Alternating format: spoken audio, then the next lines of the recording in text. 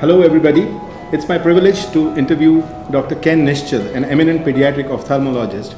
And without wasting much time, I'll get on to my question of the day. Dr. Nischal, let me know your criteria for choosing the child for primary IOL implantation besides age, and the criteria for secondary IOL implantation in a pediatric aphakic. I think those are excellent questions. So, other than age, and there's a whole discussion about that, the most important thing is the capsular bag diameter. Now, what we need to know is that the capsular bag diameter changes with age.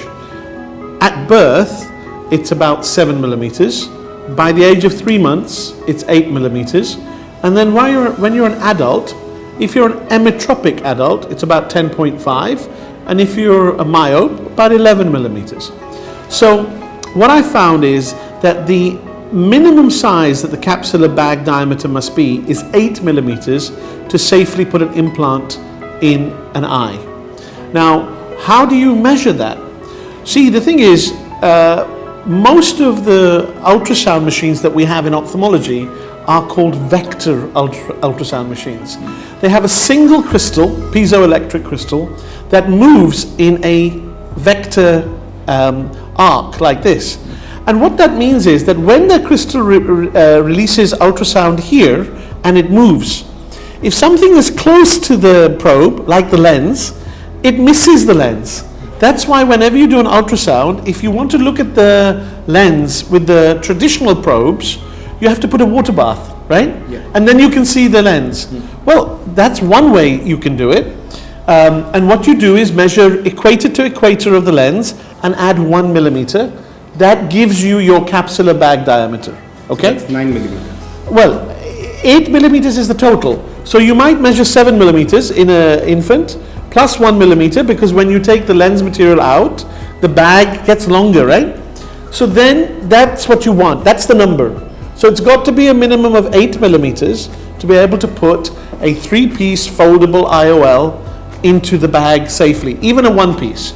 Now, if you work in a hospital where you have a very good anesthesia department, ask them for the ultrasound probe they use to find veins. It's called a linear probe. Instead of having one crystal, this has 50 crystals. They don't move. So now when you put it on the closed eye with lubricant, a coupling agent, you get a perfect picture of the cornea, of the anterior chamber, and the lens. And unfortunately, many people don't know this, but it's in your hospital if you have a strong anesthesia department.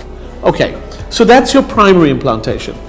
Secondary implantation, practically, as long as the corneal diameter is 9 millimeters, you're going to be safe to put a haptic in the sulcus, right? But the most important thing is to remove any summering ring. You don't have to try and put it in the bag, because that's difficult. Put it in the sulcus. But remove the summering ring, because if you don't, the younger the child, let's say it's a 2-year-old child, you took the congenital cataract out at 3 months, and now 2 years he's not wearing the contact lenses, he's not wearing the glasses, you want to put implants. If you put the implant in the sulcus and there's a summering ring, that implant is going to get pushed forward, the haptics are going to go into the iris root, you are going to get uveitis, not maybe, not if, definitely one day it's going to happen. And then the worst thing is sometimes the optic gets pushed forward and you get lens iris capture. This is a disaster. So remove the summering ring, place the implant in the sulcus, but it must be a 3-piece, right? So you polish the summering ring before? I remove it. Okay. I remove it. You know what it's like. You open the bag, because the anterior and posterior capsule are fused. You open it with an MVR blade, and often it's quite stiff, white material. You can actually pull it out with forceps. Okay. But clean it. Make sure it's all gone, because it won't come back as aggressively once there's an implant pressing on the anterior capsule onto the posterior capsule, right? They fuse. So this is what you need to do. I think that's a very important pearl that Dr. Nischal has given to us, and I hope we follow it in our practices.